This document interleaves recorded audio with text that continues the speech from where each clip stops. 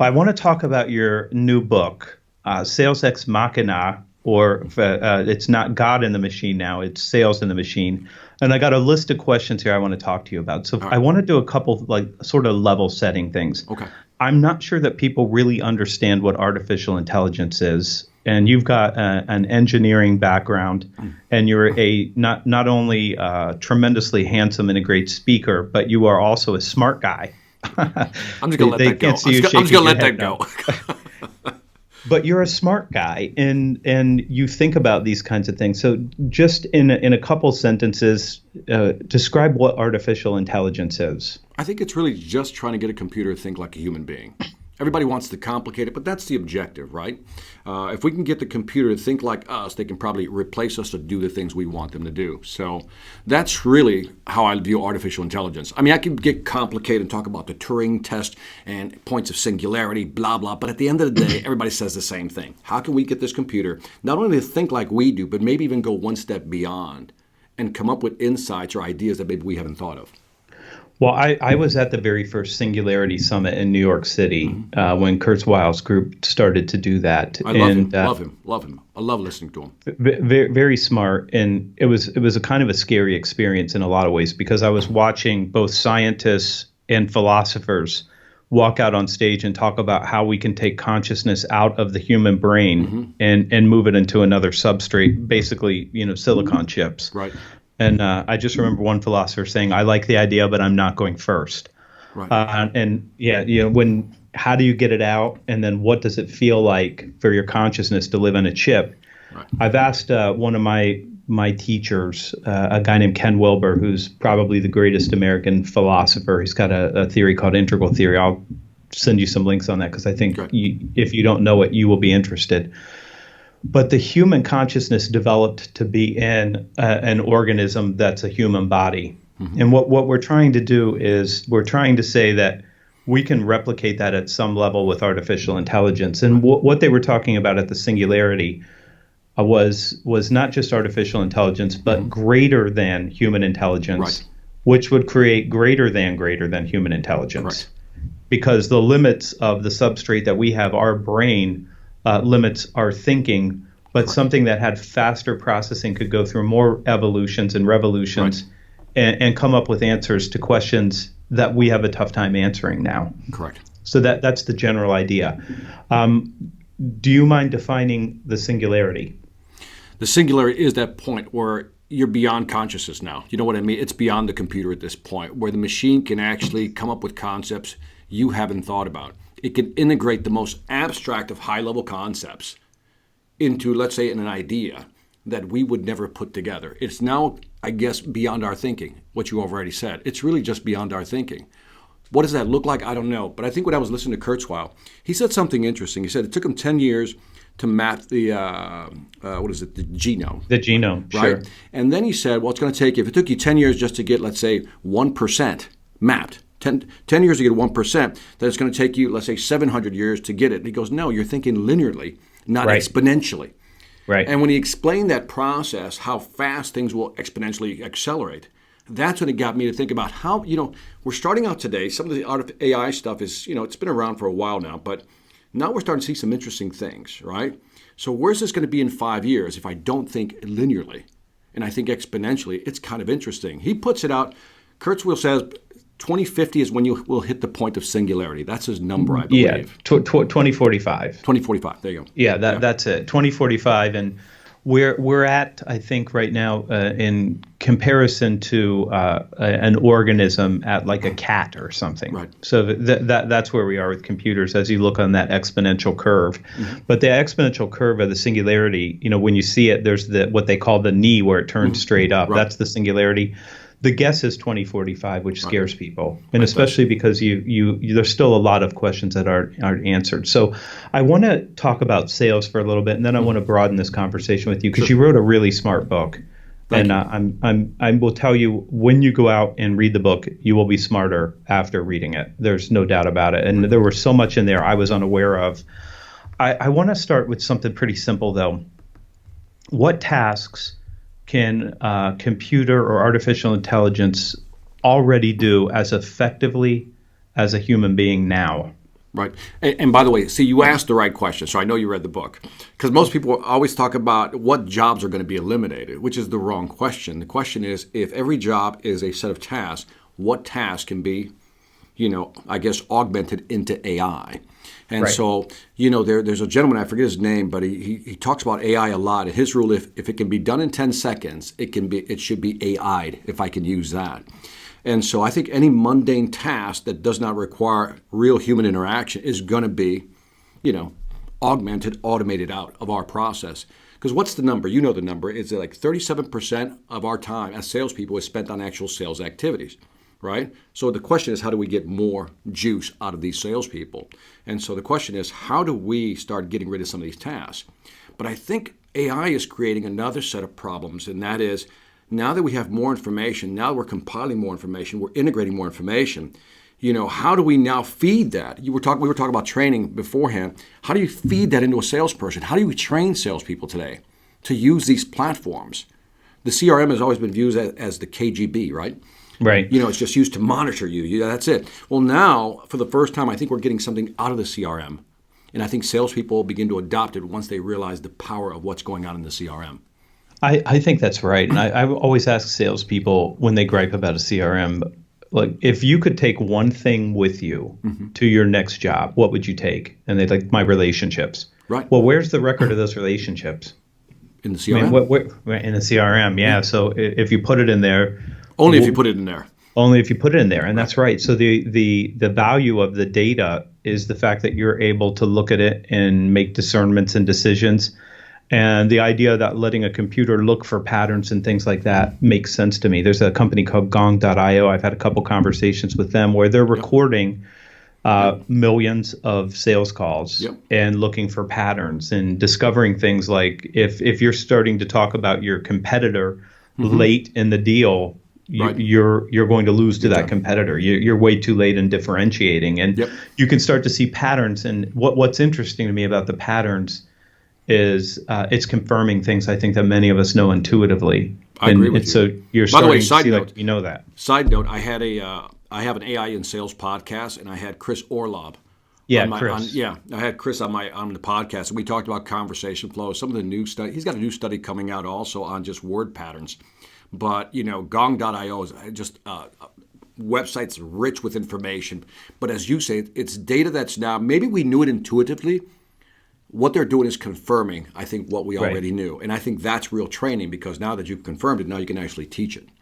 Yeah, but how would you have, spin selling was Rackham's group looking at 34,000. Right. We're now talking about millions of sales calls. How would you do that? How would you monitor millions of sales calls? You'd need an army of people to do it. And even then, but now because this, I think that's something a computer can do way more effectively than a human being, is pick up those patterns. Right. What tasks are still better being done by a human being? I think the calls. We're never going to get away from cold calls. Can we just kind of cut to that one real quick? I think something's happening. I think we were cold calling back in the day. Social media, email came along, texting came along. All the sissy salespeople just wanted to use that because they didn't want to actually pick up the phone. And I think what's happening now is people are overwhelmed in their inbox that if you actually call somebody, you actually may get them on the actual line. And I think you can't get away from that. Do you know what I mean? You got to hear the voice. You got to hear the personal voice. I think I'm loving what's happening with virtual sales assistants. If you look at a company like Conversica, which I talk about in the book, and there's pictures. Yeah. What's interesting about Conversica was I was going to buy a drone. Side story, I was going to buy a drone, right? A little Spark drone. And I bought it. It didn't come. And then I'm talking to this person online, right? Chatting. And after it took me 5 minutes to figure out, I'm talking to a virtual sales assistant. And it hit me. That's how good it's becoming. I think it's going to be scary in the next 4 or 5 years. So that's one of those tasks. That's an interesting example, because if we can get AI to that level where you can't tell the difference, the Turing test, right? You can't tell the difference if it's a human or computer. That's when I think we're going to see this, I guess, flip over to more tasks being assigned to the machine than we currently doing now. That's what I think will happen. And I think it's going to be a gradual progression. I do too, and I think some of the chatbots are we're right at the beginning of that, so we don't know how good they're going to be, but I I mean, you brought it up. It's way down on my list, but we'll talk about Google's Duplex. Yep. I'm cutting it out and moving it up here because I keep track of these questions as we Yeah. go. But so the Duplex thing to me was interesting. I want to get your take on it, but I'll give you mine first. Okay. I thought that the computer did a really good job. I thought it did a great job. But I thought the person that took the call did a horrible job. That's correct. And I'll tell you why. You're too funny. By the way, we should tell people to go look up this video because they don't know what we're talking about. We'll put a link here. Okay, we'll put a link. So the computer calls to schedule, and it's pretending to be a personal assistant scheduling a hair appointment for her boss. That's the premise. And the computer has some affectations like it's trying to replicate a human very, very well, and I would say it could probably pass the Turing test. Yeah, I agree. I would tell you. Yes. But the person, the next day, LinkedIn was like, cold calling is over. Salespeople are never going to make calls again because of Duplex. And I looked at it and I thought, well, first off, the salesperson on the call was the person actually taking the call to book the appointment. Correct. Not that person wasn't trying to sell anybody anything at that point in time. But that person had a chance to not be a computer, but she was just transacting. Right. Like what time works, what time this, and it did a really good job. But if you're not going to be replaced by a computer at some point, that conversation, that person should have said, Victor, listen, tell me about your client. What's her first name? Right. What does she drink? Diet Sprite? Okay, I'll make sure we have a Diet Sprite for her. Right. What kind of, is this like a routine maintenance haircut for her? Is she looking for transformation? Because I want to make sure I put her with the right person. Those are the kinds of things that a human being can offer, deep caring, trying to get context and understanding. That's difficult to program still. Correct. So the task part of this, I think, is the right view that you have throughout the book. Like what tasks go away? The part about being an actual good human being, we can't have a computer do that. We can have it replicate what a good human being might sound like, but the caring and the other thing is still what's going to be a differentiator in my mind. What was your take on Duplex when you watched it? I was amazed, especially when you said it added the it actually sounded very human. It's kind of freaky. And that goes to something called natural language understanding. And so I think, and that's the part I would focus on. Natural language processing, we're just used to translating stuff. The understanding piece is now when you can actually take out, the emotional, the intent, the sentiment, and then begin to blend that into a regular conversation. And that's what was amazing about that conversation. And I think there'll be a point where maybe machine talks to machine, right? You have the Google Duplex calling at the other end. It'll be a machine picking up the call and asking all the key questions you just asked. And it'll be machine to machine, and we just show up. We get a ding in our email saying, hey, the schedule's set, show up at this time. So it's amazing where we're going with this. And the thing is, I have a greater sense of appreciation because when I was first introduced to AI in '84, very Orwellian year, right? I was working for Honeywell, and my co-author is Dr. James Anderson. And so he was the AI scientist working on a torpedo system. And so I studied under him. And so back then it was rule-based, right? If, then, go to. But you couldn't really program all this stuff into a machine. It's impossible. So it was very general AI. But today, when you look at what's happening with the algorithms, the deep learning stuff, how the machine can learn now, even have conversations like this is where that exponential piece is really going to kick in. I'm telling you, I think that just that Google Duplex demonstration highlighted to me the exponential, as you say, the knee of that curve. I think we're about to hit it. The person whose work I've studied the most over the last couple of years is Ken Wilber. He's an American philosopher and is sort of the only guy I know that can match up sort of spirituality and science in a way that makes sense. And he's got this theory called integral theory, and you're smart enough to understand this with me just describing it to you because you're a smart guy. But basically, there's every entity in the universe is a holon. So it's a whole, and it's also part of a larger whole. So atoms make up molecules, molecules make up organisms, and so on and so forth. But each one has an interior and an exterior. So I have an individual interior, which is my subjective thinking, my values, all the experiences I've had. It's shaping the lens. But then there's the objective part of the individual, the part of you can see what I'm doing and you can measure it. And you can actually measure serotonin in the brain and dopamine and all these other things. So what Wilbur has suggested that we've done because of scientific materialism is we've conflated everything to the exterior, the individual exterior and the collective exterior, because it's easy to see those things. Interesting.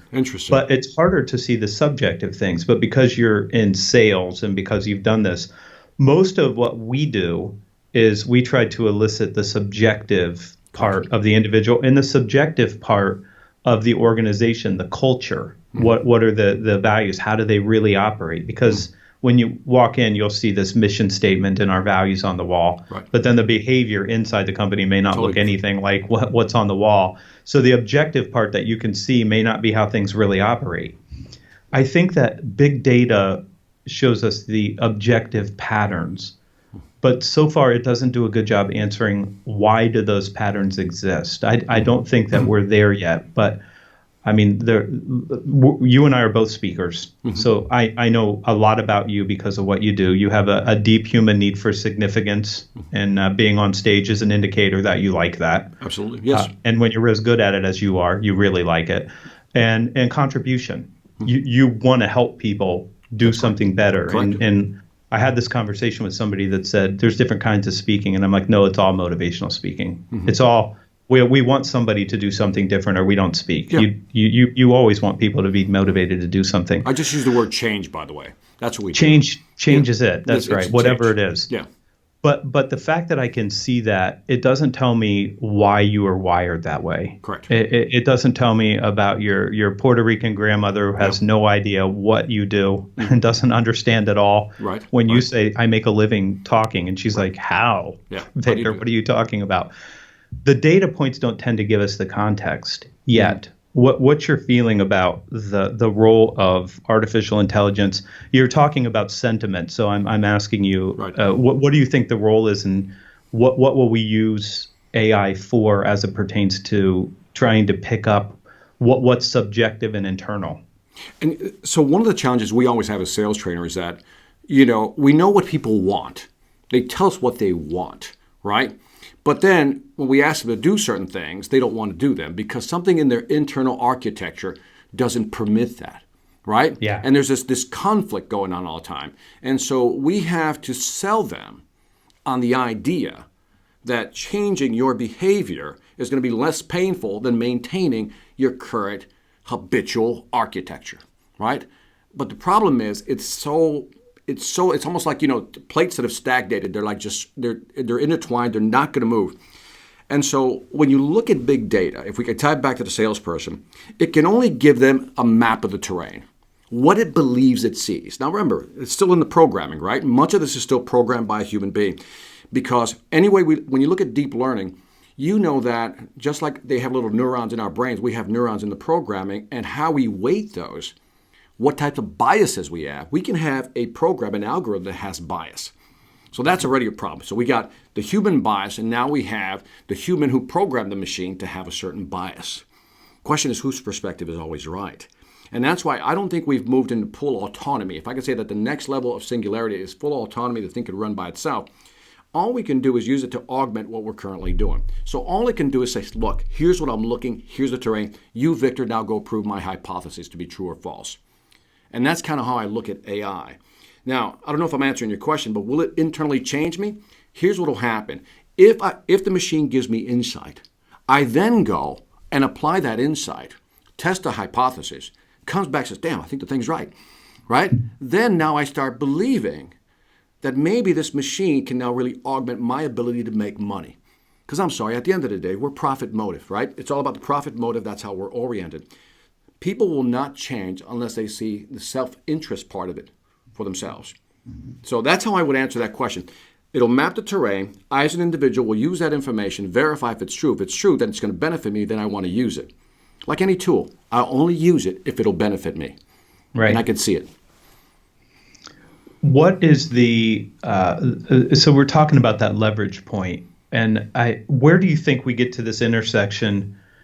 And I think we're getting close now personally, but where a human equipped with artificial intelligence actually becomes a more effective human being. And you said this, and I want to, I guess, preface this by saying, I think right now the technology stack is too big. I think we've given salespeople way too many things to do that have nothing to do with selling. And I think that artificial intelligence is an answer to this. And the more I watch people try to say, we're going to record this, we're going to record the stuff that goes into the CRM automatically, we're going to allow you to dictate the notes and have the AI sort things out. I mean, anything that gets rid of the mundane tasks allows me to spend more time client facing and doing the part where the human is probably better by a wide margin, because computers don't care.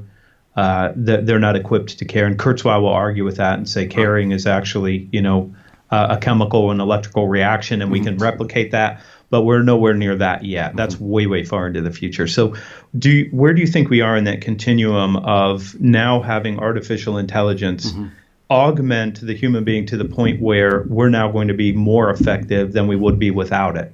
Because I think we're somewhere along the curve, but like everything human beings, we sort of overshoot the mark. Yeah. So we give people a stack with 30, technological software packages tied to Salesforce.com. Right. Let's agree with the general statement. I think the CRM will become the new, it's like your phone, right? We put all the apps on the phone, right? I think the CRM is becoming that. So the technology stack is now going to exist within the CRM. I think what will happen is a lot of this stuff will be integrated, right? But I will now get something out of the CRM, as I mentioned. So I think it'll augment us. I think this whole thing about reducing the technology stack, I'm so with you, right? If you ask people what's your technology stack, they list 15 to 20 items they use just to make one call or make one contact. But what I find interesting is that you remember, I think Bobby Fischer, remember the chess player? And he lost those at Deep Blue. Now, what most people don't know is after that, he created this contest where he said you can enter the chess contest as an individual, play as a grandmaster, or you can enter your computer, or what he called a centaur. You can enter with the computer as an individual. And who won? Guess what? They dominated, right? The combination of human and machine dominated the context. And so I think Kasparov, right? Was that? Kasparov. Sorry. Yeah. Thank you. And so I use that as a model for what's happening today. Right now, I think it's just that. It's adding to our ability. But one of the things that, as a side note, I think I put it in the book, is that these conversations that are not being held within the CRM, if we can collapse everything within the CRM, that now becomes a corporate asset. From a business standpoint, if my salesperson decides to leave, goodbye. You know what? But the corporate asset now stays in. And I think that has great value. So I'm all about collapsing everything around the CRM. I think the guys over at Inside Sales, Gabe Larson calls it a sales acceleration platform. That's his phrase. And I believe that the CRM is becoming that. Yeah, and I think that the thing that's been missing for that we're getting closer to anyway with stuff like what Chris and the group at Gong are doing right now is context. Yeah. And that's the part that's been missing. And I've had people send me a pitch saying, look at our software. It tells us what deals are going to close. And I'm like, well, how are you doing that? How are you picking up the context from the conversations and the emails? Right. Like, well, we're looking at the time that it takes somebody to respond. And I'm like, yeah, but there's no context. The response could have said, something very negative, but without the context, the speed of the response doesn't tell you anything, or the number of responses or the number of people copied doesn't give you the ability to forecast it. But when we get context, it may get better, and we may be able to say we can pick up a pattern. Right. And then we can do something about the pattern. Yeah, you got me thinking about, there's I don't know if you ever heard, and maybe this is where AI will be interesting. There's something, you've heard of Polanyi's paradox? No. Polanyi's paradox basically is you know it, but you can't explain it.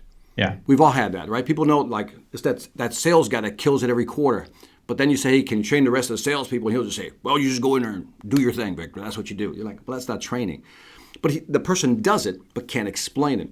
And so maybe artificial intelligence, pushed forward down the road a little bit, will be able to explain to us why certain things work that we could not explain ourselves. And maybe that's where we'll find some true value in the AI. Why do you think that guy does so well, though? Well, why the overperformer why do you think that they do so well in a conversation? So I'll give you a quick story, and this will give you the context, okay? And I'll tie this into the Challenger sale just to kind of really put a bow on this thing for you. So a couple of years ago, a company asked me to kind of follow this guy around. His name was Larry. Larry was like 65 years old, was out selling 10 to 1. 10 salespeople added it to his one sale. So I said, Victor, can you follow him around? Because when they asked Larry, how do you do it? Larry would go, I don't know. I go in there, just he's from the South here. He's like, I go in there, I just close the deal, Victor. I don't know how to explain it, but it happens. And so I follow him around, and I'm supposed to document, like a reporter, just document what this guy does, and then actually develop a manual from this, which I did. And so I followed him around for 2 weeks. And I'll just give you this one simple example, and I thought it was interesting. We walked in LJ, Georgia. We walk into a telco, right? Larry walks in, meet and greet, right, with the supervisor. I'm his assistant or something like that. And so Larry walks in, and he goes, and he gives us a tour through the central office, right? It's got all kinds of racks, fiber optics, copper side. And so Larry says, oh, yeah, I know what that is. And he goes, da, da, da, da, da. Rattles it off. Supervisor, yep, that's what it is. Either does this, yep, confirms it. Does that for 3 or 4 pieces of equipment, right? Oh, yeah, you got that too, da, da, da, da, da. And then Larry walks over, he sees a piece of equipment, he goes, now that right there, now that's a piece of shit. And I was like, and my jaw dropped. Like, what? Did he just, and I immediately looked at the supervisor, and all he did was drop his head like, yeah, that is a piece of shit. You're so right. And you could feel the connection. And what he does is that because he had been in the business so long, he establishes his expertise, right? Because once people know you know, and you're not afraid to tell them what you know, I think that's a whole other level of selling, and that was his style. It's almost membership. Like you're already, if you get this, then you already get us. That's so it. The intimacy, now you're already intimate because you know what's good and what's not, and your credibility went up. And the fact that he just said it like that, it's like you can feel that connection just slapped together. You always say, what are your 2 words? You got to have trust and be an advisor, right? And so trust and advice. Yeah, trust and advice. He had both. Yeah, and so he had both. He built trust by being blunt and honest. And then he wasn't afraid to give his opinion and then explain to you why. So I think the educational process, Larry was an example of a true challenger. Yeah. Yeah. And the relationship does matter. He had the relationship. Yeah. I got one more question here. So far, chatbots left to their own devices are racist. And as soon as they connect them, wait, just that opening line. It's like the ultimate setup line. Chatbots left to their own devices are racist. Dude, that's like an opening statement for a monologue.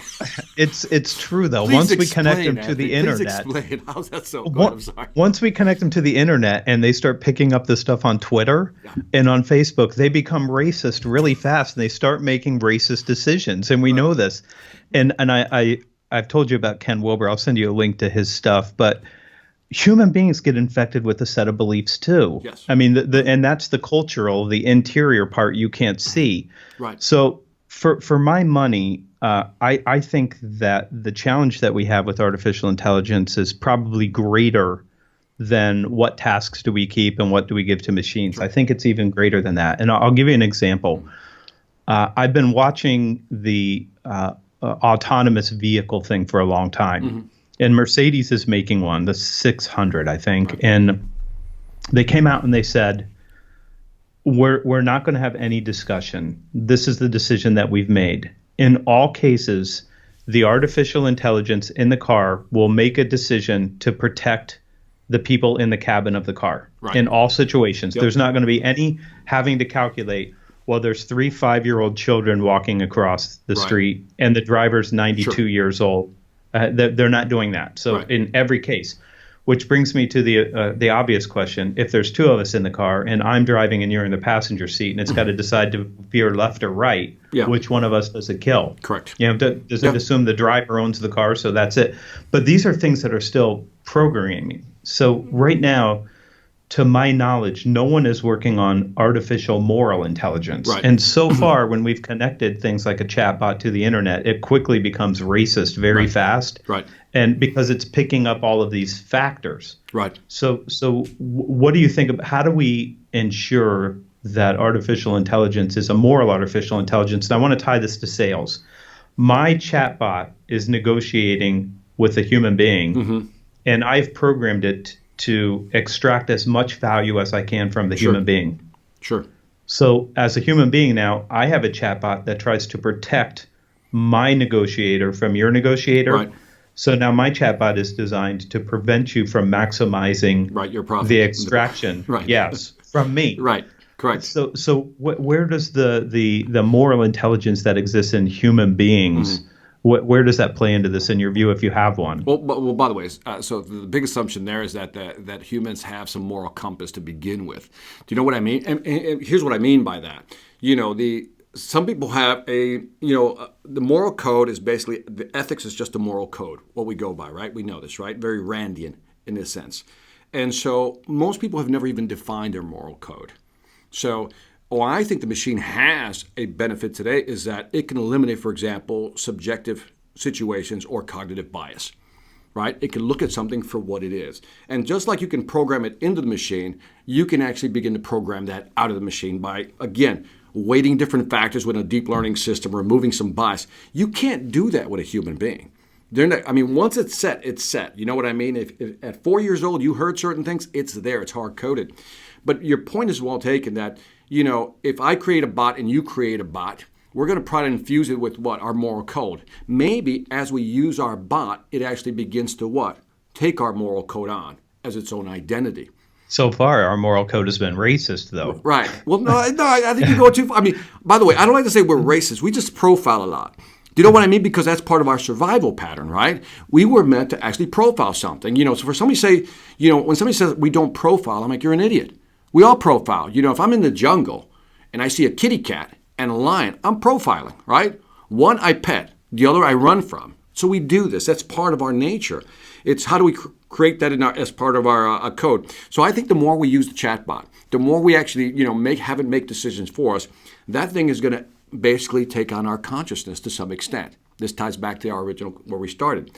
So maybe if I have a superior consciousness, my code of ethics is very clear, then I can walk away from a conversation, or my bot can actually walk away from a conversation.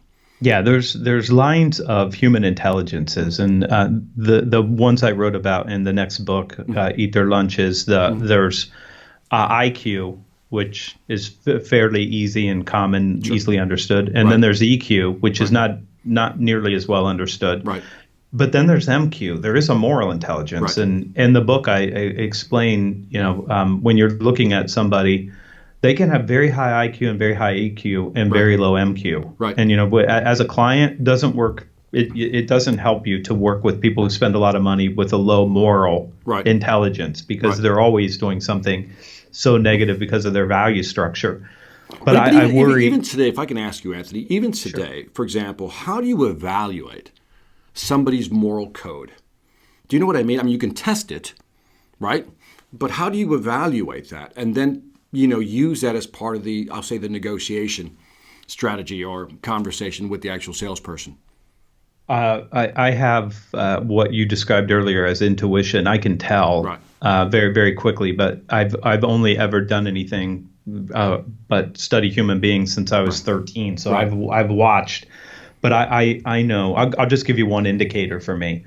I walk in to sell you, and you start saying, yeah, the company I'm working with, they suck. They're a bunch of jerks. Yep. They do terrible work. They never give us what we want, and so on and so forth. And then my radar goes up like, yeah, I'm walking away from this one. No, I don't think so. If everybody that's ever worked with you has been a horrible disappointment to you, then maybe it's you. Yeah. Maybe it's not them. So I start to get a certain set of skepticism, but I'm looking for things through a whole bunch of lenses that I use. I have a bunch. I put a bunch of lenses in the next book, but the editor said, you have way too many lenses for one book. You got to start pulling some lenses out. So I deprive people of that, but I'm going to put a resource together for people. Like if you want to know the lenses that I use, like the one for you, I know you like significance and I know you like contribution. I don't need to know very much. Having met you for the first time at Outbound, I'm like, yep. And I liked you.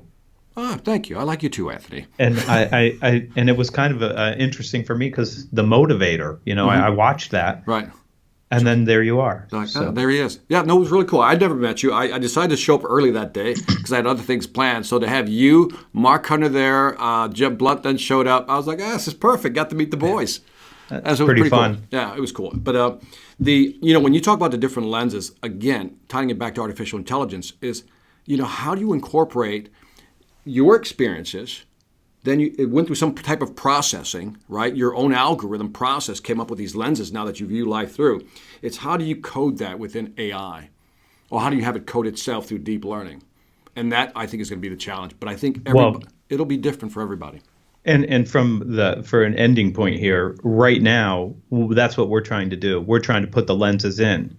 But where this is going, and your book spells this out nicely, is there will be a point where it starts to develop the lenses itself. Correct. And has its own lenses that it's looking at. Then maybe we'll pull out some of the subjectivity. I'm going to argue to put the subjectivity back in. And the last interview I did here was Christian Mazpierre, who wrote a book called Sense Making, and it's about the value of humanities in the age of the algorithm. A wonderful, wonderful book, and I think that's right. And I like Ken Wilber's stuff because the objective science matters a great deal. We now know more about the human mind and the human brain from a scientific perspective, but we also want to keep the interior subjective part because I think that's what makes us human. Yeah, I agree. How do you put a soul in the machine or keep a soul in the machine? Yeah, I mean, there's the irony, right? You know, when you see the original phrase Deus ex machina, God is in the machine. If we just replace that, how do we keep the moral code, the soul in the machine, but still utilize all aspects of the machine? So, that's right. Part 2. Part 2. Thank you for being here, my friend. Thanks, Anthony. Appreciate you, man.